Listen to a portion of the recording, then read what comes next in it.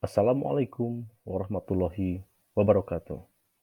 Salam guru penggerak, bergerak, tergerak, dan menggerakkan. Ibu bapak guru yang hebat, perkenalkan nama saya Arif Rahman Hakim dari SMP Negeri 8 Tasikmalaya, calon guru penggerak angkatan ke-8. Saya akan memaparkan modul 1.1 tentang interaksi antar materi, yaitu intisari dari pemikiran Ki Hajar Dewantara. Yang pertama, pendidikan dan pengajaran yang menuntun anak. Yang kedua, pendidikan yang berhubungan dengan kodrat alam dan kodrat zaman. Yang ketiga, asas trikon. Yang keempat, asas trilogi. Yang kelima, tri pusat pendidikan. Dan yang keenam, pendidikan ibarat petani. Yang ketujuh, budi pekerti. Yang kedelapan, perubahan yang dirasakan. Yang kesembilan, penerapan di sekolah. Dan yang kesepuluh yaitu kesimpulan. Yang pertama, pendidikan dan pengajaran.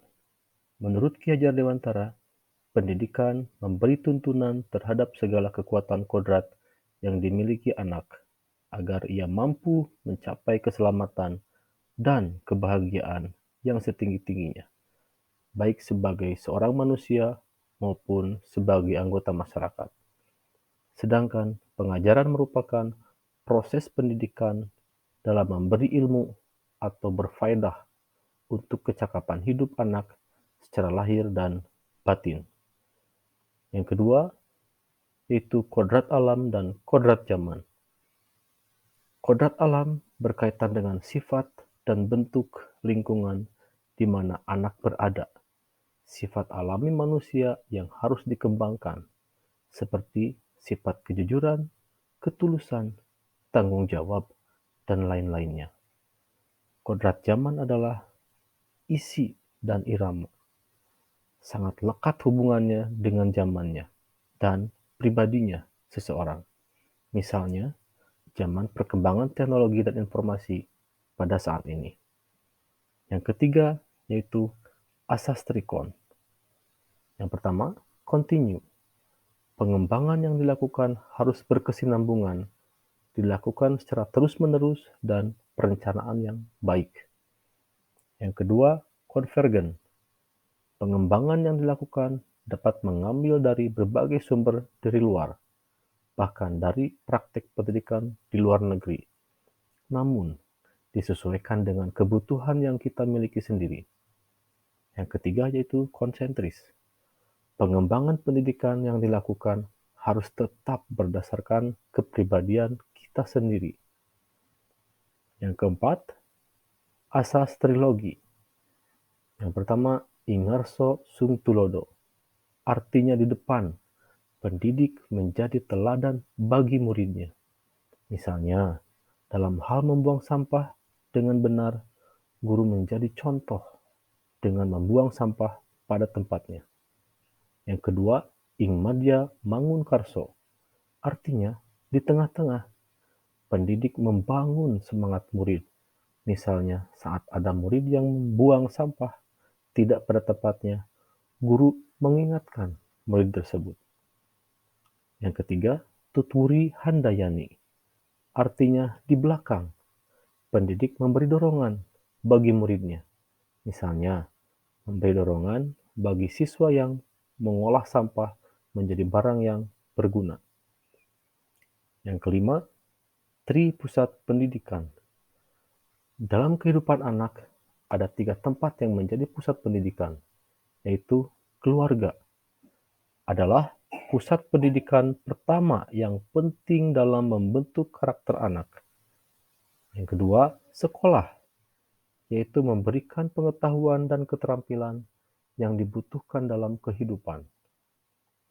Yang ketiga, masyarakat, yaitu pusat pendidikan yang terakhir bertugas membantu membentuk karakter anak dan mempersiapkannya untuk kehidupan sosial. Yang keenam, pendidik ibarat petani. Seorang petani yang terus merawat tanamannya, menyiram, memupuk, dan terus dipelihara sekalipun tanahnya kering. Pendidik hanya dapat menuntun tumbuh dan hidup kekuatan-kekuatannya itu, agar dapat memperbaiki tingkah lakunya dalam kehidupannya, membantu menyemai benih-benih budaya yang akan menjadi pelopor peradaban dan membentuk karakter bangsa Indonesia sebagai bangsa yang berbudaya dan beradab. Yang ketujuh, budi pekerti merupakan keselarasan atau keseimbangan hidup antara cipta, rasa, dan karya.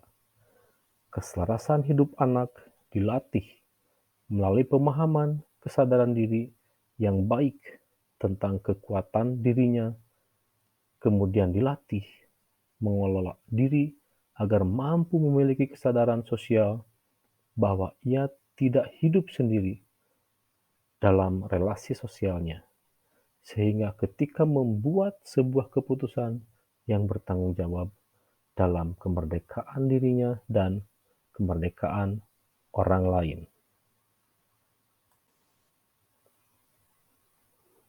Yang kedelapan, yaitu perubahan yang dirasakan. Saya dapat mengubah cara pandang saya terhadap anak didik saya.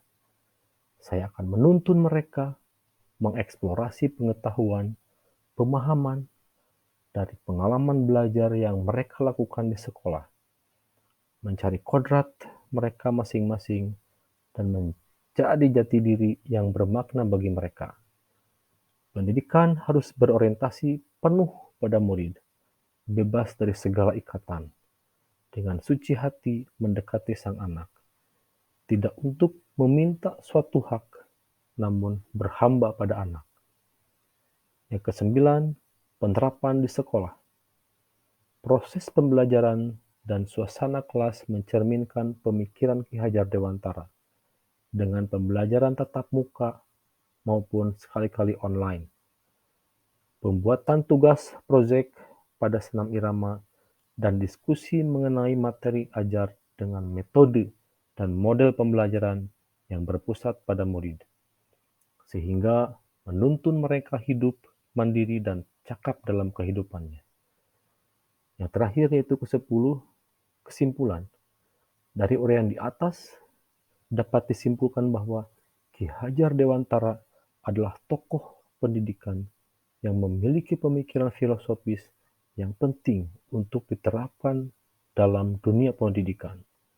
Kita sebagai pendidik saat ini dapat mengambil banyak pelajaran dan inspirasi dari pemikiran-pemikiran beliau dalam menjalankan tugas mendidik dan mengajar murid di kelas, sehingga dapat membantu menciptakan generasi yang cerdas, berakhlak mulia, dan dapat menghadapi tantangan masa depan dengan baik. Demikian materi modul 1.1 tentang koneksi antar materi. Billahi fisabilil haq. Assalamualaikum warahmatullahi wabarakatuh. Salam guru penggerak, bergerak, tergerak, dan menggerakkan.